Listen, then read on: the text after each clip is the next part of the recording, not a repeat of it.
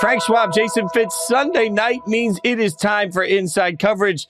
The why, the how. What do we have at Buffalo Wild Wings today? Frank, everybody wants to hear our football takes on it, but I'm curious about this. Do we have anything different at B-Dubs today? Yeah, I was good today, man. I had salad. I even got when I got a wrap early in the day. I got a salad on the side instead of onion rings. You'd have been proud of me, dude. It wasn't like that, like mushed up like carrots or whatever you were eating for like 4 straight months, but still did okay for myself today. So nothing outrageous for me on the eating end. And I could have a good thing. The games themselves would have given me a heartburn. My God, like what? Like, I didn't come into today with any like.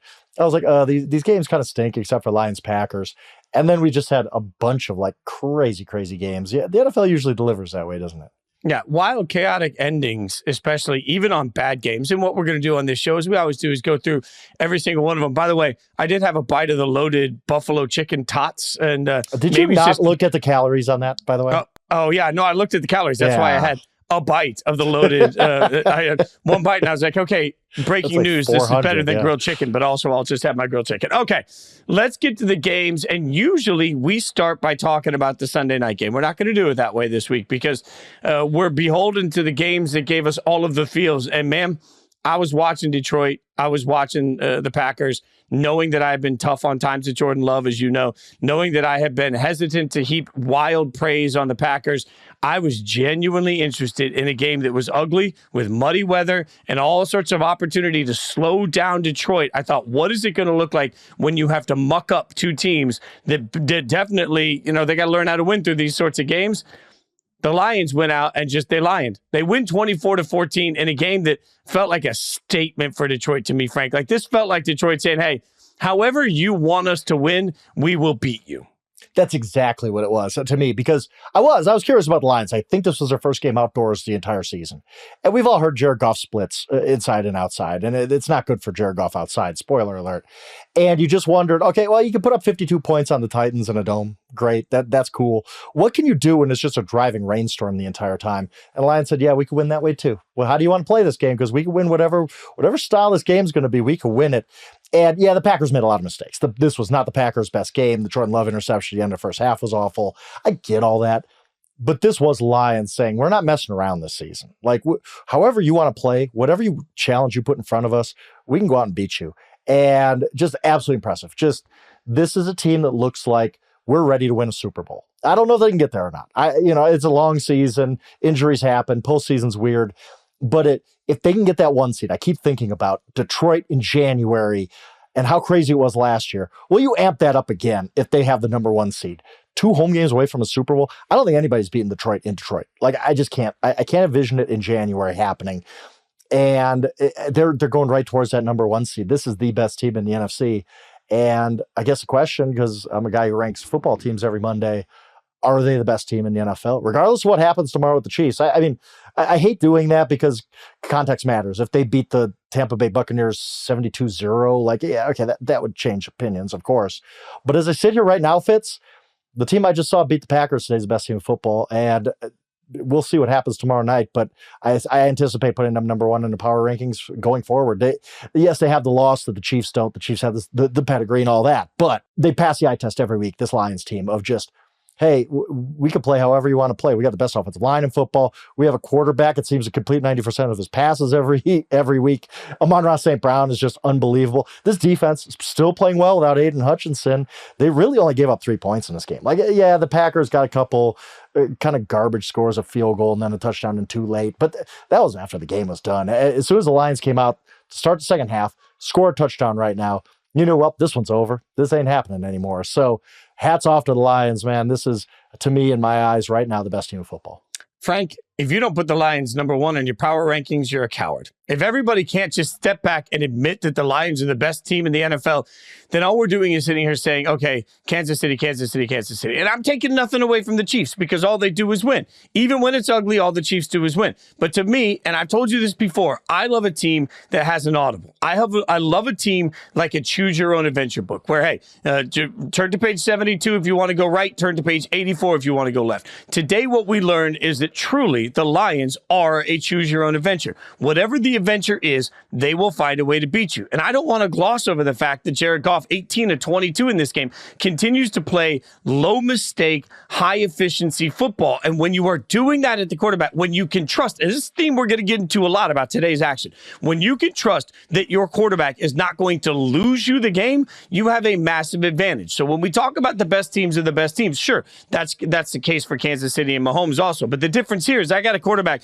that's not going to lose me the game on an offense that actually has 5 or 6 different players that can beat you on any given Sunday with a defense that's playing well enough to win a championship. There is no reason right now for Lions fans other than fear of heartbreak to not stand up at the top of the mountaintop and say, you know what? We're going to the damn Super Bowl because we are the best team in the NFC, and it is clear. Yeah, agreed. And the reason for me why the Lions can be the choose-your-own-adventure team, I love that term. That was pretty good, by the way. Thank you. Don't know how long you've been sitting on that, but that was inspired. Just came off the top of my head. Hey, I like it. The reason that they're that team is their offensive line, because that gives you such a foundation for everything you want to do. Like, you want to just protect Jared Goff in the pocket and make sure he's clean and completing 14 of 14 today. We can do that. Or like go back to week 1. Remember that Sunday night game? The Rams played really well in that game. By the way, the Rams are surging right now. That win is getting better and better for the Lions as we go on. But the start of overtime, the Lions had struggled in that game, but at the start of overtime, they said, we're just going to run it down your throat right now and win the game. And they did exactly that. And they did that today in the rain. That offensive line is not even healthy right now, but it is so good. It looks like some of the really, really good offensive lines we've seen through the years. Like, it's almost sacrilegious to compare anybody to the 90s Cowboys line, but I don't think his Lions line is that much worse. Like, it is A+. This is an A+ offensive line, and that travels. That wherever you play, however you play, they can control a game with their offensive line, and they know it. Like the play, I wrote a Lions recap at the end and kind of just gave them their flowers on how good they were. The play that stood out to me, that was the statement play for them. This whole day was a statement, but the play, 4th and 1 to start the second half, 4th and 1. Dan Campbell's going for it, right? Like, that's what he does.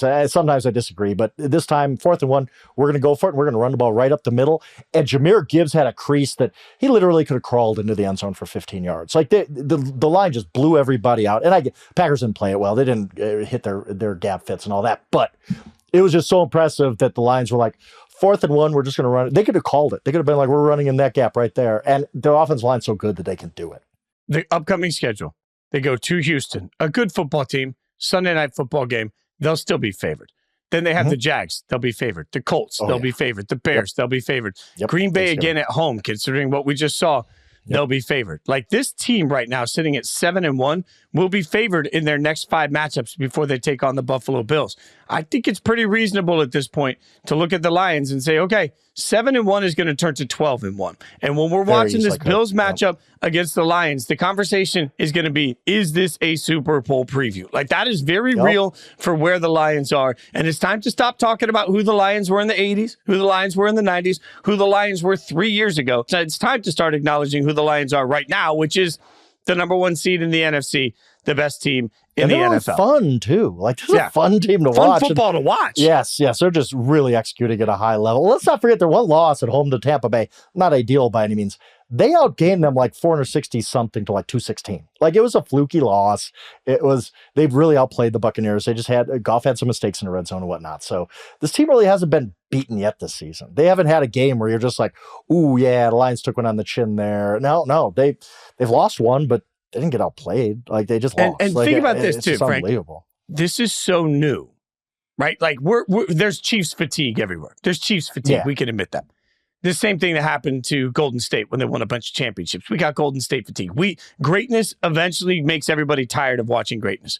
This is such a new chapter that you can make the argument right now, there's no team in all of America that gets more rooting power than the Lions. The Lions are truly right now America's team, because we haven't seen this from Detroit for so long. Everybody's fallen in love with it. So America's team is the Lions, which is important because the team that is supposedly branded as America's team, the Dallas Cowboys, lost today 27-21 to Atlanta in a loss that had me texting you in the first half. Man, is McCarthy going to get fired today? Yeah. Like, it was a slow start. And I want to point out, I'm stealing this from Dan Orlovsky, who does a great job on Twitter, break it down film. There was a key third down in the first drive, second third down of the game. The Cowboys are out there on the defensive side of the ball. They absolutely lose Bijan Robinson in pre-snap motion. Nobody goes out with them. And Dan stops the tape and says, how is it possible nobody on 3rd and 4 is following Bijan? Turns into an easy first down, leads to points. How is this possible? That he pauses the tape and he counts. And what do you know? There were only 10 men on the field. 10 players on the field on the second, third down of the game. At this point, the level of stupidity that we constantly see on the field from the Dallas Cowboys is borderline just absolutely insane.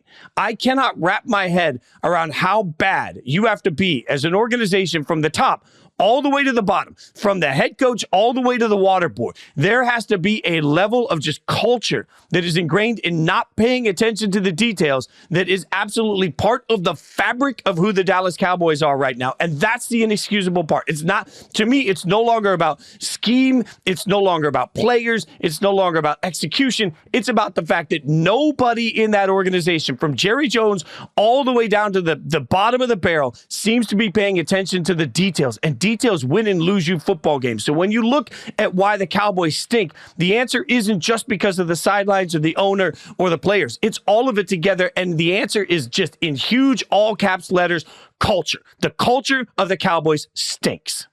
And the culture that allows, what happened with Ezekiel Elliott. I don't think the story has come out on what exactly he got left home for, but it can't be good. You don't leave a guy home and say you're not playing this week for disciplinary reasons unless he's missing practices, meetings, whatever the heck he's missing. That's part of culture too. And this thing is just unraveling. And yes, you do wonder if Mike McCarthy is going to last the season if this continues. Jerry Jones has been very, very patient with his coaches. So I always hate to jump on the bandwagon of, they lost the playoff game, they're going to fire the coach. That's not how he operates. But this particular team, as you alluded to, so sloppy. Like, it's not well coached right now. I mean, and the play that kind of summed up everything was the 4th and 1, and they should have gone for it there. That's fine.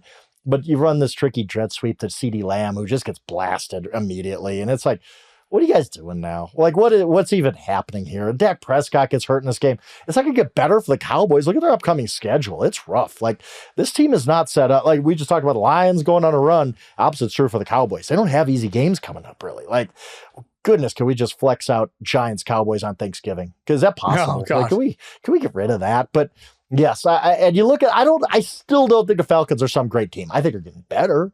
I think they're improving as they figure things out. This is not a great team, and yet this game never felt in doubt, ever. It was like, the Falcons are just the better football team, and it's just shocking. Both of us talked in the offseason about how we like the Cowboys. They screw up in the playoffs, and that causes everybody to overreact, and then they win 12 games again. Finally it did come collapsing down for them. And one thing I will point out, all summer, what do we talk about? Over and over and over. Everybody underestimates losing a coordinator. It is going to happen next offseason, happen this offseason. We just don't pay enough attention when a team loses a good coordinator, and this Cowboys defense is just falling apart without Dan Quinn. It's just absolutely a shell of itself. And you see the Commanders getting better on defense as the season goes on. We underestimated what Dan Quinn meant to this defense because I get it. Injuries, Bland and Parsons and all that, but defense isn't what it used to be. Offense is just falling apart. Dak Prescott's in a bad slump. Mike McCarthy's not doing a great job calling plays or anything else. It's just a total disaster for the Cowboys right now. Well, and Dak on the sideline appeared to mouth, "We effing suck." Yeah, that was fun, wasn't it? And now Dak with the hamstring injury, we don't know the full extent. They're going to have to get an MRI. And you just wonder at this point, what's next for the Cowboys? Because I'm with you. I don't think that Atlanta made some big statement in this game. Atlanta continues to find a way to win, which I'll give credit for. This isn't even a quality win anymore. Like, you beat the Cowboys. Well, that's what you're supposed to do. They're not good.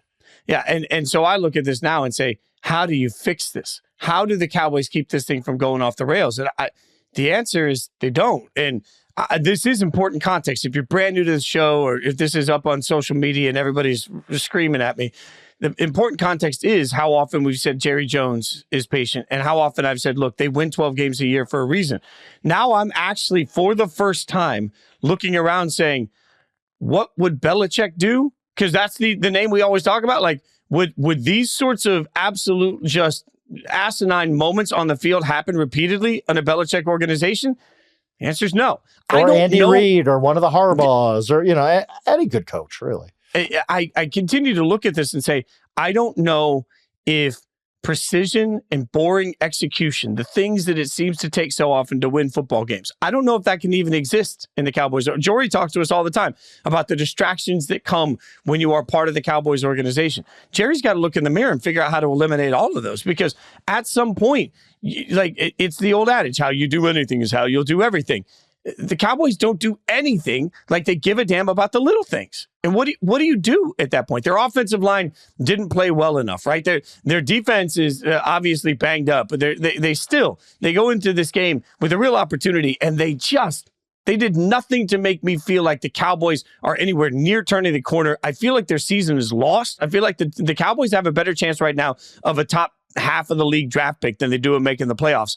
And that's an abject failure. Again, not to just keep dumping on Ezekiel Elliott here, but whatever he did to get basically suspended for this game, again, we've dunked on Jerry for this 100 times. So forgive me a little bit, but instead of going out and doing something like getting Derrick Henry, they're like, no, let's bring back Ezekiel Elliott. You know who Ezekiel Elliott was. This isn't, if he's doing something wrong to get himself basically suspended for a game, this ain't the first time. Like you were with him for years and years. You knew this. You're bringing this guy back. I don't think he suddenly developed enough bad habits that you're having to leave him home for a game. So culture, like you said, little things. It's just, yeah, when you can't get the little things right, you can't get the big things right either. So it's just troubling. It's troubling for the Cowboys. And you're like, I don't think your season's going anywhere. I don't think we're going to be back here in 4 weeks going, wow, the Cowboys are making a push all of a sudden. Or the Cowboys got this crazy win that might turn around their season. Like, nah, they're just a bad football team. The Falcons entered this game with 6 sacks total. On Sunday, they got 3 sacks. I mean, it looked like Dak was under pressure the whole game. Every time I looked at that game, Dak was like having to bob and weave in the pocket just to get away from somebody. And also, you mentioned that Prescott averaged, this is according to ESPN stats and info, Prescott averaged 2.2 average air yards per target in the first half, the second lowest of his career, because they were getting the ball out of his hands so quickly because they couldn't trust him. That's absolutely insane. Yep. Now, Jerry Jones against a bad defense, at least as far as rushing the passer goes, it's not one of those defenses where you're like, we got to get rid of the ball quickly because Dak's going to be under pressure in 1.2 seconds. Now, that ain't the Falcons, as you just said, 6 sacks in the entire season. This is just, they just don't know what else to do. There's no answer. There's no counter punch. Like, this is just a lost team right now. Jerry Jones, after the game, said the Cowboys may look to add at the deadline, what the which is heck Tuesday. Was that? What are we doing here? You watch that performance and you go, yeah, we should buy. Jerry Jones at this point is we all have a buddy that walks up to the roulette table, you and I as dabblers, and just puts $100 on black. And they win, and then they put all of it back on black again. And they let it ride over and over and over again. And eventually you look around and you're like, okay. And then that guy goes on a losing streak. And he's like, no, it's going to come back to me. At this point, Jerry Jones is that guy that's like, I'm just going to keep throwing money in because eventually it's got to come back. Eventually it's got to come back. He's going to keep trying to add things thinking eventually it comes back. But all you got to do, Jerry, is watch a little bit of football in your own division. Watch Washington play, then watch the Cowboys play. And tell me how you think you're going to add somebody that bridges the gap between where those two teams are. If you wanted to bridge that gap, you had your chance this offseason. You didn't do it. Like, at this point, everything's a disaster. The best thing Jerry could do, A, is stop speaking, and B, is start internally looking in the mirror and figure out how to do a better job running an organization. Speaking of Washington, let's get to them for a second here. Washington beats the Giants 27-22. Closer game than I thought it would be.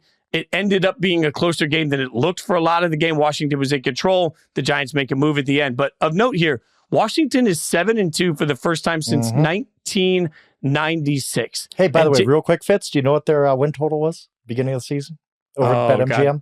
6? Tell me it was 6.5. 6.5. Cash that over, baby. Yes. Hit the over, baby. Already hit the over, like right a couple days after Halloween. Yeah. There were a couple of plays here where Jaden had somebody in his face. He was getting knocked back. And as he was falling backwards, unable to actually step through the throw, he just flung it with his wrist and still completed it. Like, what Jaden Daniels can get out of is really incredible to watch. And Frank, I've said this every week. I will continue to say it. This is the reason that Jaden was so highly regarded coming out. This is not a surprise to anybody.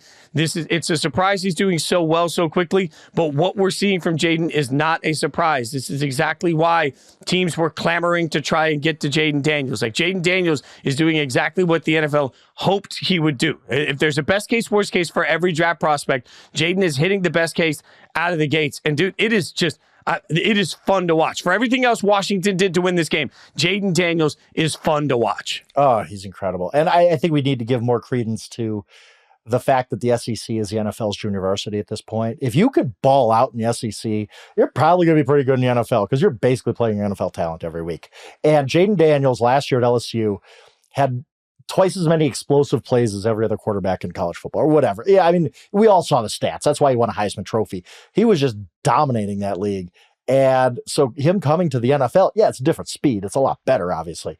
But it doesn't faze him because he has seen NFL talent week in and week out when he's playing Alabama or Auburn or whoever. The SEC is on a different, and it does pain me to say this as a guy originally from the Midwest, that the SEC just plays different football than everybody else, right? Like, so if he balls out like that against the SEC, he's going to do that in the NFL too, probably. Joe Burrow, another example of that. Doesn't always work. Bryce Young didn't, but you look at if SEC guys are just different. I will believe that until we're done talking about football. But I know you want to talk about the Giants. One thing, bringing Jaden Daniels into the Giants experience here, is how sick do you have to feel as the Giants wasting all this time on Daniel Jones? You gave him a contract extension, and you are still stuck at 0 at quarterback. And you look across the field, and you see that dude who they just drafted, number 5, and you're like, my God, Washington's got their superstar quarterback for the next 10 years. And we can't figure this out. We haven't been able to since Eli retired. And even Eli at the end wasn't very good either. So they've dealt with bad quarterback play for many, many years. And they just they got to be sick that we can't get this right. And there's Jaden Daniels, and he's a baller right now. He's better than any quarterback we've had since like 2012, and maybe even better than that. And you're just stuck at quarterback, and it just has to make you feel like you are absolutely stuck in a rut if you're the New York Giants. The Giants, for everything that went wrong for the Giants, they controlled time of possession. They ran for, 150 yards in the first half against Washington. They did all the little things right, but they just couldn't find a way to throw the football. Daniel Jones, first half, 4 for 6 for 0 yards. He did have a touchdown. He did have a touchdown. I love this stat that is his first home touchdown pass in 672 days. Okay, but here's the crazy thing. When's the last time we saw a quarterback that was in a contract year and the team was like, I guess we have to, and it worked out? Like, that's the thing. Like, it's like dating when you're like, well, it's time to get married because it's time. We've been dating for a long time. We should get married. Like, that rarely works out. I want quarterbacks to work out. I want quarterbacks to succeed in my bones because it means you have hope. But when it works is when everybody knows right away, man, I can't wait till we get to year 3 so we can re-up this guy. Or we're in year 4 and it's like, hell yeah, we're picking up the option. Let's get this guy paid. Let's get ahead of it. Question it. You don't even ask the general manager because you know when you are Jaden Daniels getting his 5th-year option picked up. We don't really need to ask Adam Peters about that, right? Yeah, like that kind of example. I mean, the Texans are already starting the timetable, doing the budget in advance of when we have to pick up CJ. We're going to pick up CJ. When you are sitting there saying, I don't know, I guess we got to do this because what else are we going to do? Which is what happened with Daniel Jones. Like, they came off the playoff win. They also looked around. They're like, there's not really another option. That is the worst thing that could have happened to the Giants. It was fun in the moment, but it's almost like a party where you come out of it and you're hungover for 3 days. Like, the worst thing that could have happened to the Giants was that playoff season and the win, because it gave them this false sense that Daniel Jones was becoming a thing. He had 3,200 yards and 15 touchdowns out that year. He wasn't really that much different than he ever had been.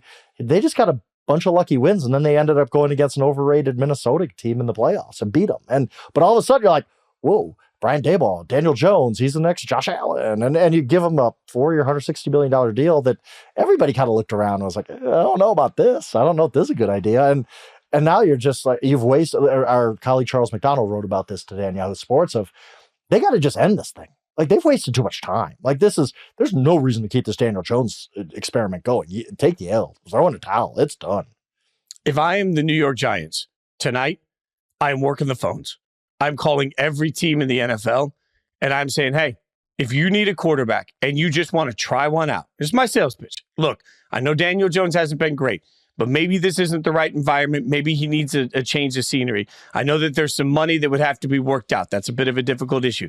But if I'm the Giants, I know at the end of the season, I'm trying to get rid of him anyway. So if I can even get a 7th round pick that becomes a 6th somehow, I get something out of it. I get him out of the building. And if I'm a quarterback needy team, do I want to see over the back half of the year in my building, what's he look like? What's the action like? How do we feel about Daniel Jones? Like, what about this offense? We all know that coaches have egos and they think they can fix every single player. Maybe they look at him and think they can get their Josh Allen out of it. I don't think Daniel Jones will get traded. I don't think that anybody out there is going to give up anything for Daniel Jones, and I don't think he's a viable starter. But I think if you are desperate for a quarterback right now and you got no other option, man, I'll throw funny money at somebody just to take a look, just to try something. Like, I'll try out Daniel Jones for the rest of the season, at least to find out if maybe Daboll just isn't the right guy for him. It is amazing to me that we haven't at least seen some action towards moving off on Daniel Jones. Yeah, even today, like, he has 0 yards in the first half.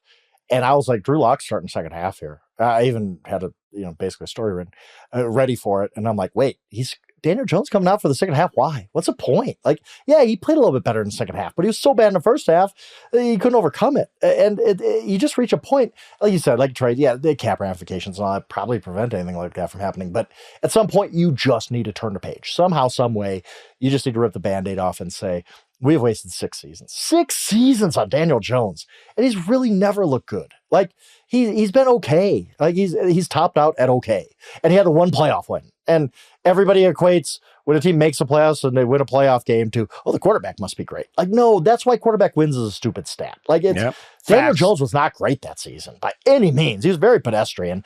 They just got on a roll with a bunch of lucky wins. And that's fun and that's great and that's awesome. But it shouldn't change your organizational thinking to be like, whoa, we're almost there. Like, we need to re-up Daniel Jones at $40 million a year. It's all around bad. And to your point, somehow, some way, they just need to change this because it is done.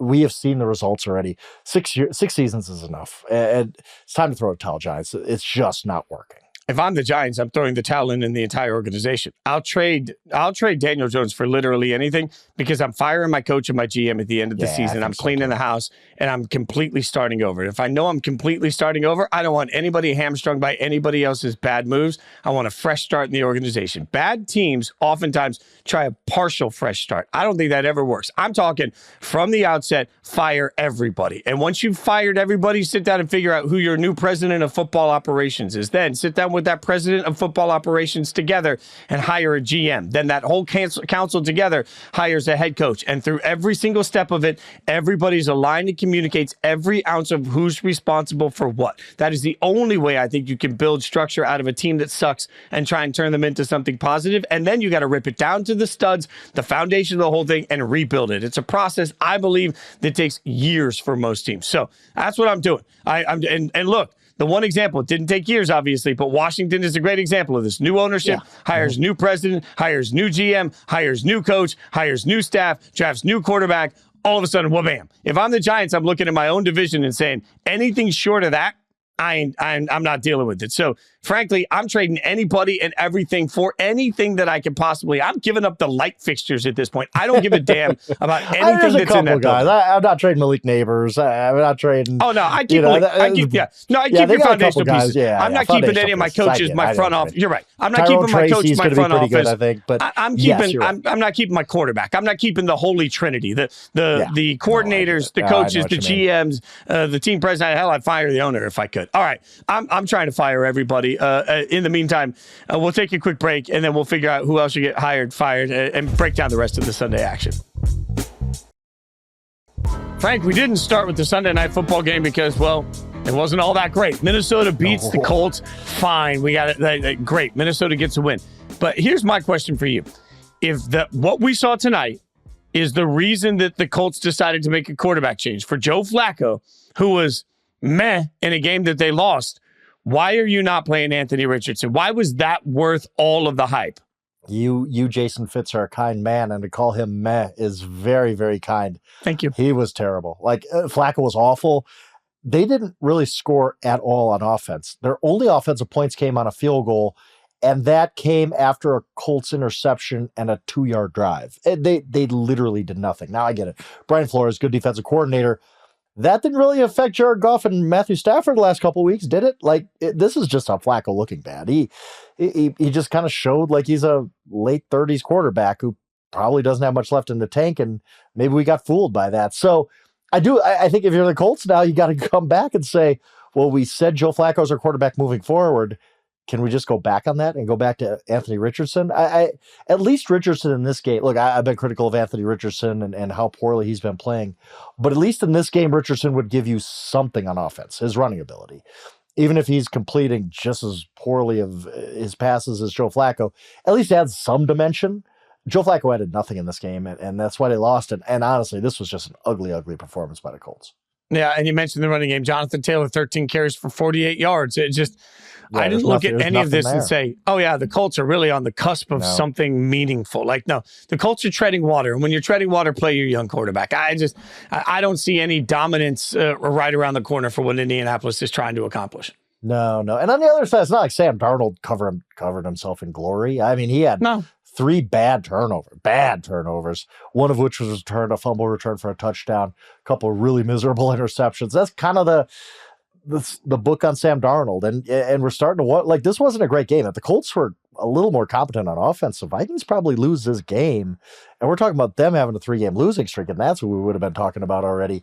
And this is kind of the problem with Sam Darnold and talking about, okay, what's going to happen the rest of this year? JJ McCarthy, and will he be, for the rest of the year, Darnold, he can't have games like this where he just kind of loses his mind on a few plays and throws some bad interceptions and fumbles the ball away.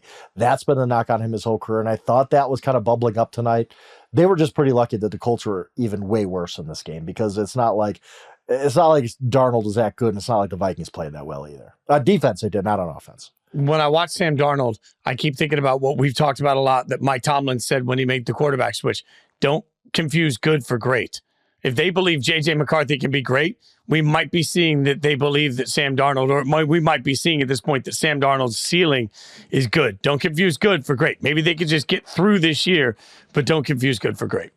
Looking at some of the rest of the action, let's rip the Band-Aid off early for me. The Bengals absolutely demolished the Raiders. Frank, you didn't have the audio on this game, I'm sure. No. Not at the Buffalo Wild Wings, lovely Highland Stretch, Colorado, no. Most people were not listening to the audio of this game. I say that because I was. And in the audio of this game on the national broadcast, the Raiders' offensive line became so decimated with injuries in the second half, they actually explained that the tackle situation, the next man up, was either going to be a backup defensive tackle or a tight end that was put at left tackle. God. That's how. So when you see the stat line that Trey Hendrickson went off, and he did, and when you look at this Cincinnati defense that went off, and it did, I've never in my lifetime seen a Raiders offensive line this bad and this banged up. That's part of it. That being said, Joe Burrow is a surgeon. He started this game 15 of 15. He ends this game 27 of 39, 5 touchdowns in this game. And the number of times that he managed, like Max Crosby coming around the corner, didn't matter. Burrow steps up, Burrow finds a way, Burrow makes a play. Gesicki, the tight end, went off on a defense that lets tight ends go off. Like I thought the Bengals offense was particularly impressive. I am not making much of this win because as much as it pains me to say this, Frank, this was less about the Bengals being good and more about the fact that this is a Raiders team that might be the most disappointing I've seen in the last 10 years and is easily one of the most disappointing teams I've ever watched in my lifetime. From coach all the way down to the bottom, they are lost. And you look and you think back to the late last season when that's how Antonio Pierce got the job, right? Like they were very feisty. They were playing hard every week. They were playing hard, playing pretty well on defense. I was there in the house when they blew out the Chargers. It got Brandon Staley fired. I was like, they weren't an incompetent football team at the end of last season. That's why Pierce got the job. And all of that's gone. Like all of that momentum. They're just kind of a soft football team right now. I mean, Burrow is just doing whatever he wants. And it's just bad for the Raiders. Aside from Brock Bowers, it was just awesome. Like Brock Bowers is going to be like the first tight end drafted in fantasy next year. He's really, really good. I just as a football player, he's fantastic. The one shining light of the Raiders, him and Max right now. But I think about the Bengals, and I've written them off a lot this year. I mean, when you're asked about, hey, can the Bengals do this? Can they and I'm like, it's like, no, they dug themselves too big of a hole. They got too big of issues. But then you watch a game like today and you see Burrow play like he did. And you're like, well, you know what? They're 4-5. And the AFC wildcard race right now is not too daunting. We saw the Broncos today and they're not going anywhere and stuff like that. So you're like, maybe the Bengals can really turn this thing around and make the playoffs. And if I got Joe Burrow, I got a shot. That's how the Bengals got to be thinking about it. We were reminded of that today. He did. He looked great. Raiders or not, whoever he's playing, he was just picking those guys apart, finding his spots, hitting everybody, hitting Mike Gesicki whenever he wanted for touchdowns. I mean, that was vintage Joe Burrow. And for all of the dumbness of, the Bengals just start slow, they're going to get it going. And you're like, I guess you can't do that every year in the NFL. Well, they're kind of doing it again. So maybe this is a springboard for them. We'll see when they play somebody better than the Raiders, honestly. Yeah, well, we'll see this week because they're about to play the Ravens. They're about to have a run. Ravens, Chargers, Steelers before they get the Cowboys. So these next games will prove it. If they continue to play this efficiently offensively, fair question to ask here, why didn't you trade T? Like, what was the point? You could have gotten so much for T. Higgins before the draft last year, and you dug your heels in and said, nope, we need him to be explosive. And then you see days like today when they use Gesicki they use him so well, I should say, in the course of their offense, right? Like, you see the way they play, and I'm just sitting there saying, why? If you've got a quarterback that can integrate all of your weapons so seamlessly, why didn't you take something for T. Higgins that would have helped you on the defensive side of the ball where, frankly, you still need help? You still need some help there. I get it in that the best version of the Bengals, the one that you can squint and see them making a playoff run, still includes T. Higgins playing at a high level.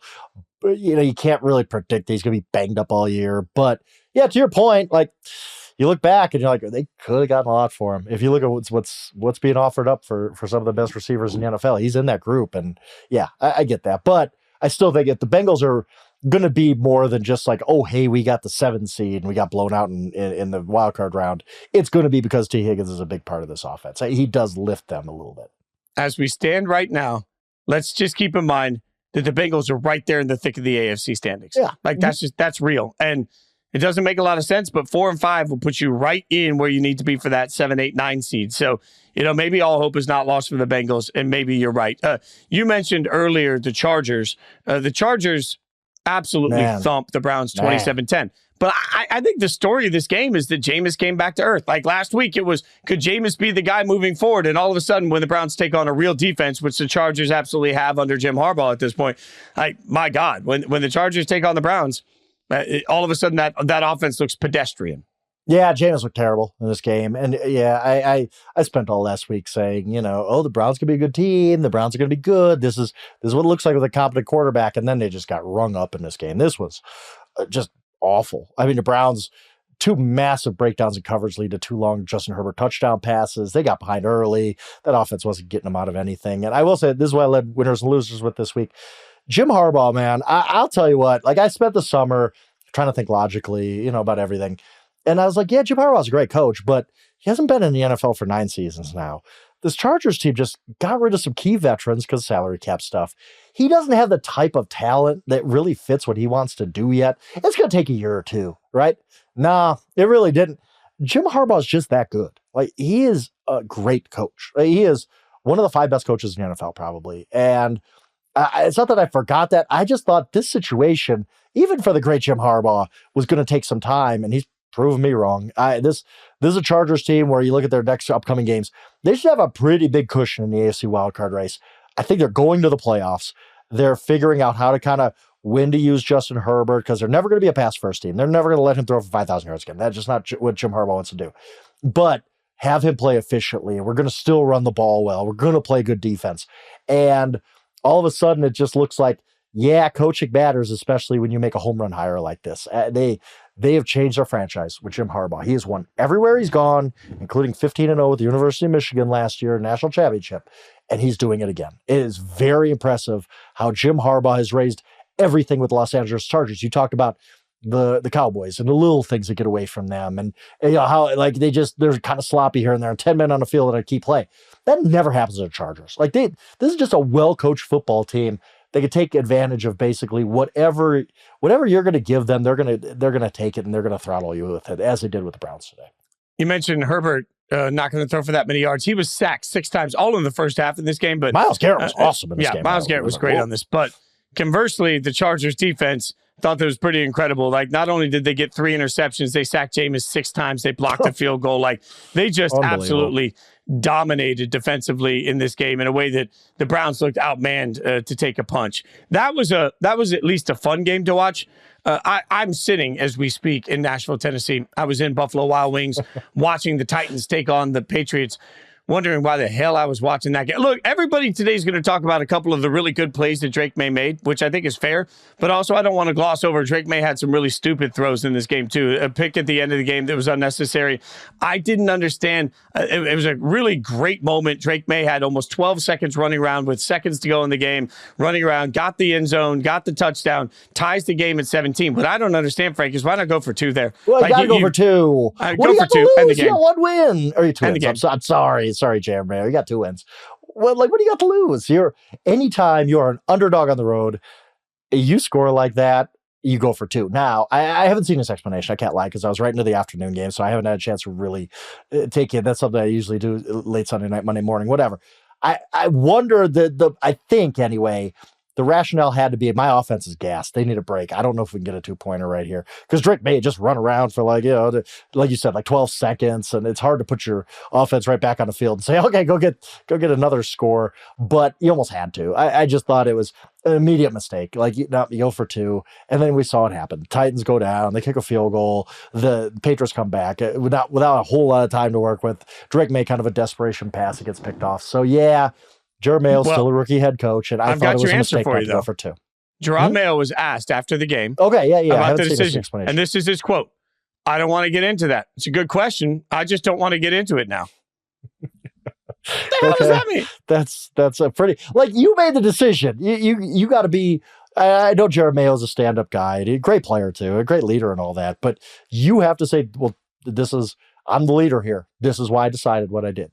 You can't be like, I'm not going to get in. What are you talking about? You're not going to get into it. Like, this is a pretty black and white decision. This isn't like somebody's personal life. Like, it was, why did you not go for 2? Like, that's a pretty easy question to answer right there. And especially that Patriots fans deserve an answer for it. I'm not going to get into it.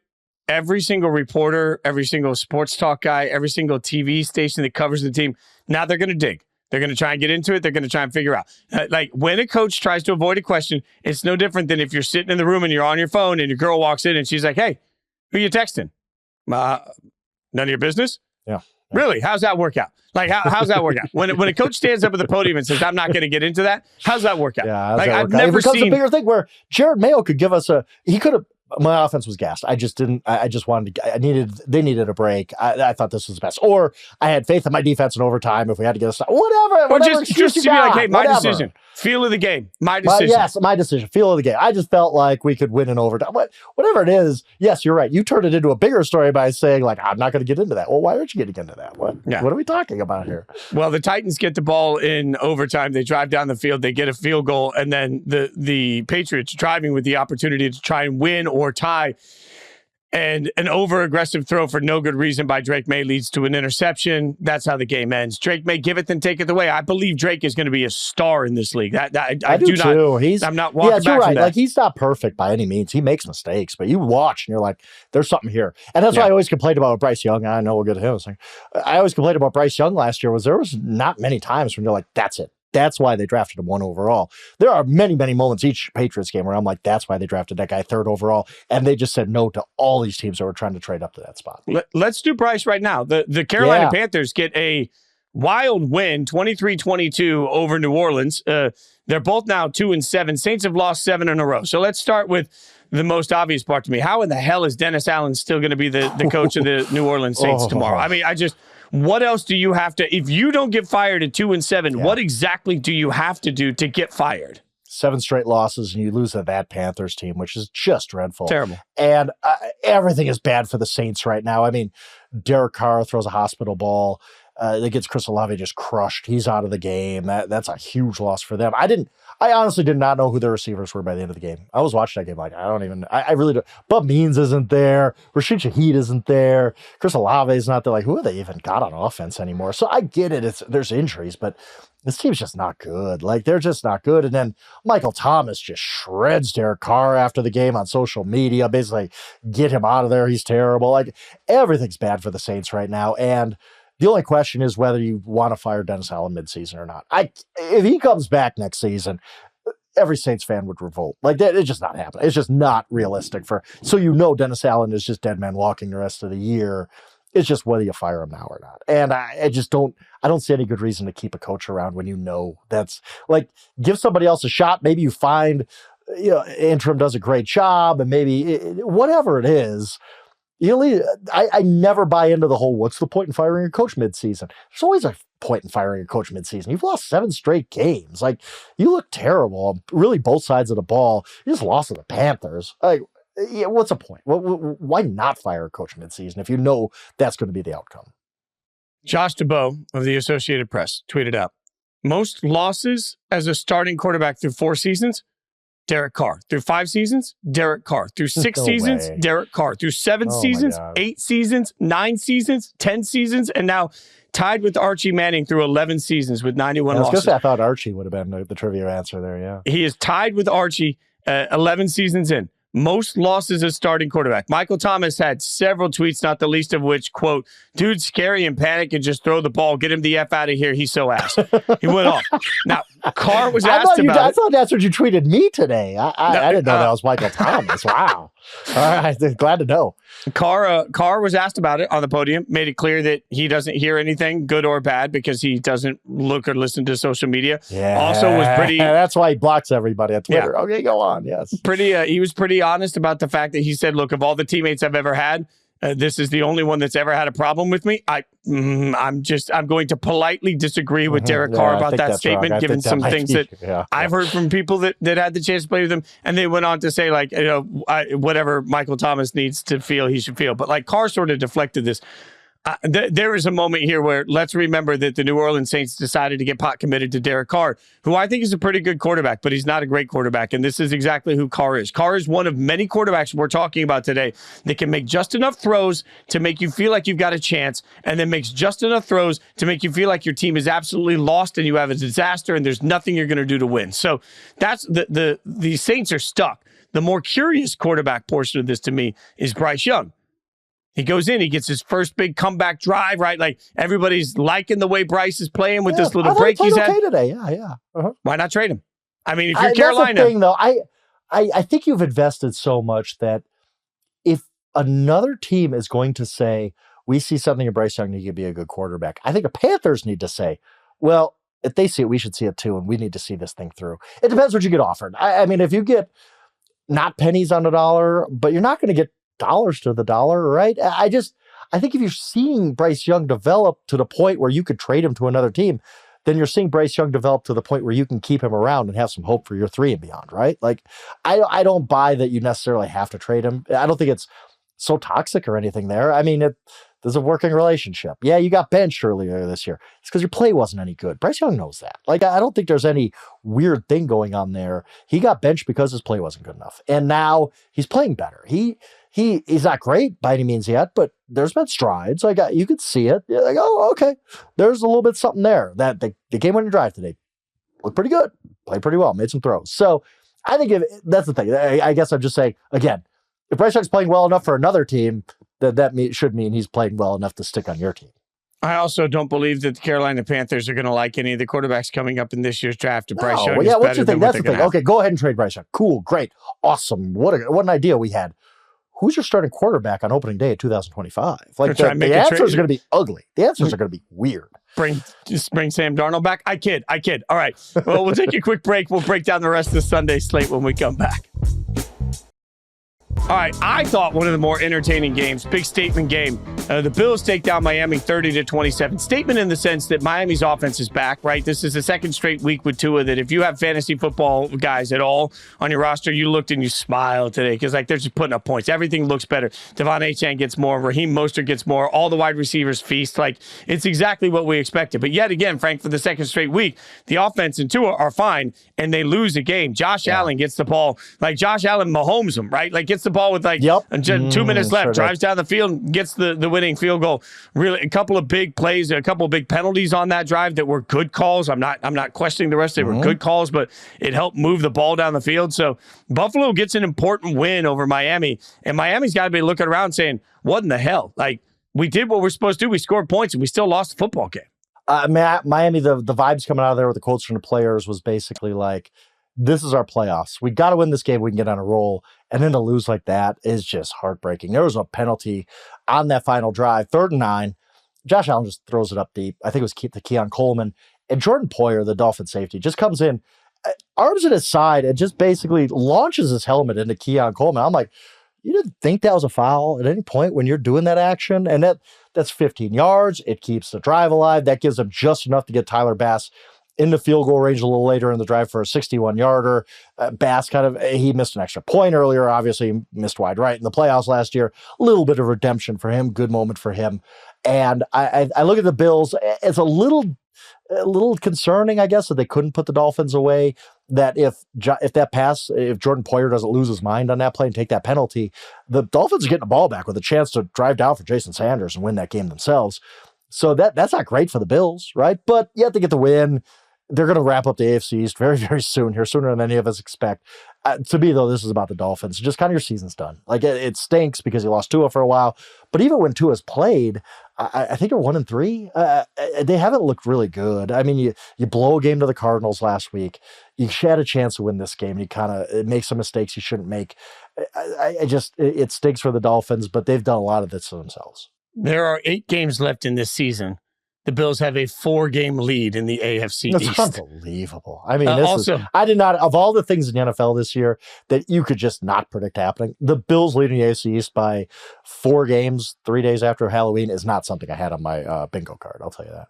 Also, as dabblers, I respect the fact that Tua had a passing prop that went under today because Jalen Waddle caught the ball on the last play and then went negative 29 yards. They were trying to do fun stuff. That negative 29 actually shoved them to the under. So everybody that was cashing their tickets. By the way, as a dabbler, I know the Dolphins +6 people were like, uh-oh, not this play. Don't give up a defensive touchdown. But they didn't. Dolphins dabblers got the win there. Look at that. We're always here for the dabblers. We're the Dabbler Duo. That's the new name of the Sunday night show, the Dabbler Duo. All right. The Ravens win 41-10 over the Broncos, and we learned that the Broncos are exactly who we've been saying. We're right. Rarely we get to say this, but we both get to go around like the Music Man plays 76 trombones. Like the Broncos have beat up on bad teams. Huzzah. Congratulations. Give the governor a harumph, and let's move on. Like the Broncos are not a legitimate football team when they play legitimate football teams. But I will say this. They did win at Tampa Bay. Who's not a bad team. They did win at the Jets, who whatever. I don't know. Suck. Jets suck. That's fine. So, but basically, you're right. They've beaten the teams they should beat. And when you play a good team like the Ravens, you just get dusted. This was never really a game. And if the Broncos are fortunate enough to make the playoffs, and again, AFC wildcard race is not that hard. They'll have a chance just by beating the teams they should beat. That's the team everybody's going to want to play. Nobody's going to be scared of the Broncos in the playoffs. Like they're going to be like, please line us up with Bo Nix in round 1. Like that will happen, but that's fine. The Broncos aren't even supposed to be this far along yet. And then the Ravens are just awesome. Like they're a really, really good football team. They have some bizarre losses, but that happens. Derrick Henry's a first ballot Hall of Famer. I always see it pop up. Like, is Derrick Henry going to make the Hall of Fame? Like, yeah. Like, who's even voting against Derrick Henry at this point? He's freaking awesome. Like, he's one of the best running backs of our generation. He just cranks out 10-yard touchdown seasons over and over. He might score 20 this season. The Ravens are fun to watch. The Broncos are who they thought they were. That's kind of all I took away from this. Tomorrow morning, the entire football community is going to suddenly open up the internet, and they're going to realize that maybe we should have been paying attention to the Cardinals all along. The Cardinals win 29-9. Yeah. I'm telling you, their defense got after Caleb Williams. Right? Yep. They brought out the worst in Caleb, which is up and down for a rookie. I don't think that's a panic mode. But now you have a couple of losses in a row for the Bears that are just their gut punches. And the Cardinals are turning around saying, hey, while y'all want to focus on everybody else in the playoff picture, don't forget the fact that we're sitting right here. Kyler Murray's playing pretty well. That defense is starting to gel. They're first place in their division. Yeah, very impressive game for them. Jonathan Gannon, like that defense does not have a lot of talent. Jonathan Gannon is just coaching the heck out of these guys. And they have some guys who are playing really well. I don't want to take everything away from those guys. They really, but to me, this game was more about the Bears. They've just reverted to the whole, we're just going to pass the ball every down and hope Caleb does something. The coaching staff, which totally screwed up last week's game in so many ways, the Hail Mary game, screwed this game up in a bunch of ways too. You give up a 54, the Cardinals just kind of hoping to maybe get in field position, handing the ball to DeMarcado at the end of the half. And he busts a 54-yard run. What are we doing here? There was a leverage penalty on a Cardinals field goal that gave them another first down. They scored a touchdown after that. Just sloppiness. The Matt Eberflus Bears have been good for like half of a season, and that saved his job last year. And I thought he deserved to come back. Like, they were really good by the end of last season. But now you see at the beginning of this season, like, this probably ain't the staff that's going to take the Bears to new heights. They're a year away. We got seduced a little bit by them beating some bad teams like the Jaguars, but the Bears aren't very good, and a big part of that's their coaching staff. They couldn't run the ball. They couldn't stop the run. They gave up 213 yards to the Cardinals running the game. Ball, James Conner was awesome in this game. James Conner was fun in this game. He's just running through guys. 6.3 yards per rush in this game for the Cardinals in an NFL game, which is wild. And also, a fun little stat on Caleb Williams we might want to keep an eye on with this. Entering the game, Caleb was completing 31% of his throws that were in the air for 15 or more yards. That's 29th amongst all quarterbacks. That's very low. Against Cardinals, he was 1 of 8 on that. Even worse. So when the ball has to go downfield, Caleb ain't getting it done. And you can't say that it's not the weapons. That's just something to keep an eye out, whether that's scheme or whether that's execution. It's something to keep an eye out, because now that we are 9 games in, everybody's got enough tape. They are going to know what Caleb's weaknesses are. They're going to know what this offense's weaknesses are. They're going to attack those. It's going to be up to the offense and Caleb to find either a better scheme or better accuracy on those throws. Speaking of accuracy, the Rams get a 26-20 win over Seattle. What a crazy game this was. This was wild. In overtime. Geno throws 3 picks. And I said this earlier about Derek Carr.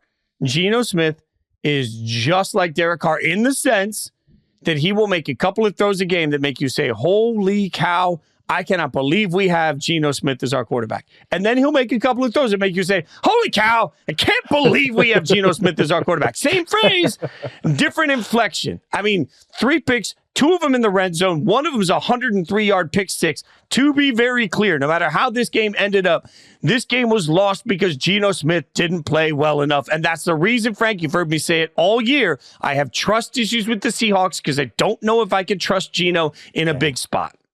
I mean, this game was just so crazy. Like, let's start.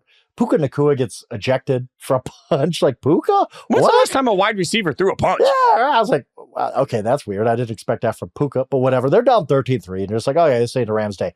They come back, really played well to get back in it. And then, like you said, Geno kind of loses his mind on that pick six.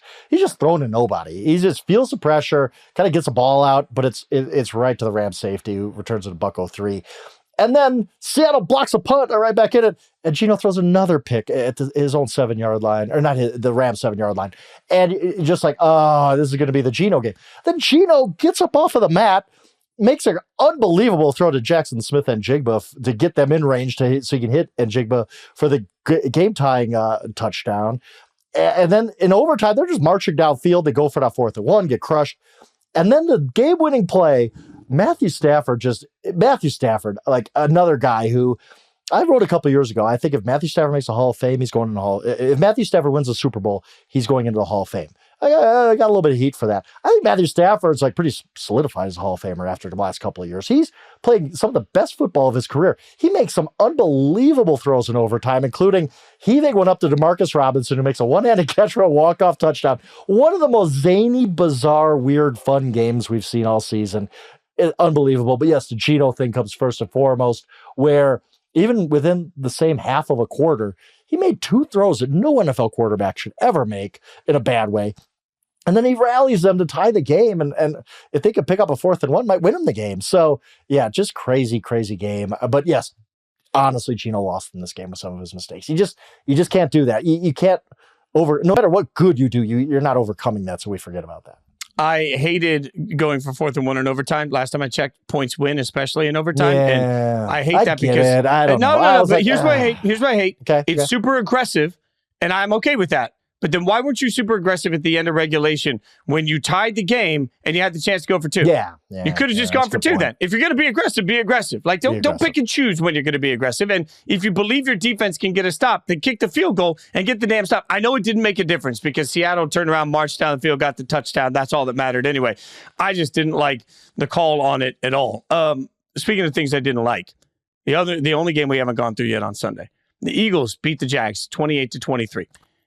Credit to the Eagles, big win. They go up 22-0 in this game, and they hold on to win. So, yes, I want to credit the Eagles, who, by the way, look like when they're healthy, they're going to have an offensive identity. We can understand the Eagles playing very well. Now that I've gotten all the positives out of the way. What the hell, Jacksonville? Like, how is it every single week you start so slow? How is it that this has happened with Trevor Lawrence in this offense? Trevor Lawrence, first half, 4 of 10 for 23 yards, no touchdowns, 1 interception, and a passer rating of 8.3. And I'm just sitting there and saying, is Trevor Lawrence just Daniel Jones with better hair at this point? Like, we've gotten to the point where we need to have an honest discussion that Trevor Lawrence is backsliding. And every time you talk about this, there's somebody out there who's like, look at the film. He made this great play. His receiver dropped this pass and all that. I get it. But that's something a lot of quarterbacks deal with. This one's making $55 million a year. He's playing nowhere near that level. And even at the second half, the Eagles are just trying to give the game away. Like, some of their game management stuff was just bizarre. They're trying to give it away. And Jacksonville actually had a chance to win it. And Trevor Lawrence throws an interception in the end zone. Like, great play by Nakobe Dean. The intended receiver on that play should have fought a little bit harder. He got kind of bumped out of the way. But it's still an interception into the end zone when your team has a chance to win. After posting an 8.3 passer rating in the first half, if you have a passer rating of double digits, maybe you win that game. So Trevor Lawrence is backsliding. He's not better than even he was 2 years ago or last year. It feels like he was a better quarterback at Clemson than he's ever been with the Jacksonville Jaguars. So I think we have to have an honest conversation about why that is. Like, does Doug Peterson need to get fired and they need to overhaul things like we talked about the Giants? Like, I don't know what it is, but at some point we can't, this whole like hive that wants to make excuses for Trevor Lawrence week after week after week. It's like, you're running out of excuses at this point. Either this guy gets it done or he doesn't, and he's making $55 million a year. He's got to be better than this. Like, we all just bash Dak Prescott all the time. Dak Prescott's actually produced something. Trevor Lawrence has really done nothing in the NFL up to this point. This year, they were down 22-0 in this game. The Jags were down to Green Bay 10-0, New England 10-0, Chicago 21-3. That's 4 different games with massive deficits out of the gate, which to me speaks to the fact that your game plan coming in sucks. All right. Yeah, and it speaks to me to coaches, the fact that your execution is bad. I'm with you. It is time to stop talking about Trevor Lawrence as Trevor Lawrence and just start talking about the Jags quarterback. Like, if we just said the phrase, the Jags quarterback, I think there'd be a lot more heat coming this way. And if Trevor Lawrence had the star on his helmet, oh my God, if he was the Cowboys quarterback, we would be we'd be saying he doesn't even belong in the league. I mean, the minute a quarterback gets paid, the expectations go from here to here. And we haven't seen any jump in the final thing that everybody wants to, like, we pick and choose when wins and losses are supposed to be a quarterback stat. I don't believe it is. But if we're going to sit here all the time and harp on, well, this guy hasn't won anything, why the hell is Trevor Lawrence worth the Big Mac, nonetheless $55 million? And at some point, you got to look around and say, miss me with the quarterback throws that you're making, because there isn't a difference. Derek Carr, Geno Smith, I will add Trevor Lawrence to the same conversation. That's 3 quarterbacks we've talked about from today that make enough throws to win you games and enough throws to lose you games. You cannot pay that guy and then win. No consistency.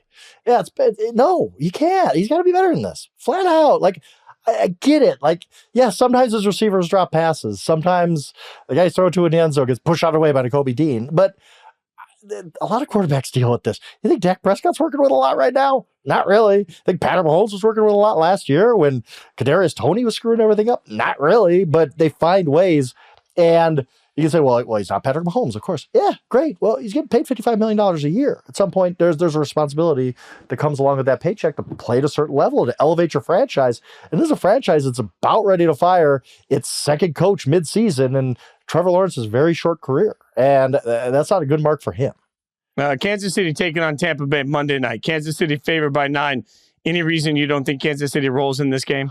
I think they win, but I think Tampa Bay is capable of keeping it close. Their team a lot of heart. I think Baker's playing pretty well considering the circumstances.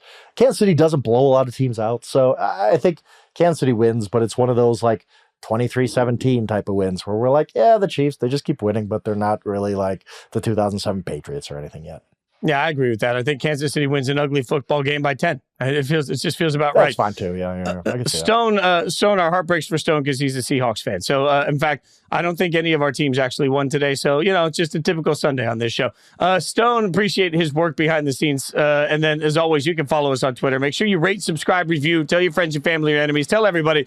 And look, whether you're celebrating or whether you just want a place to come bitch and complain, either way, we are here for you every single Sunday night. We appreciate it. We'll be back Wednesday hanging out with Jory. Thanks so much for listening.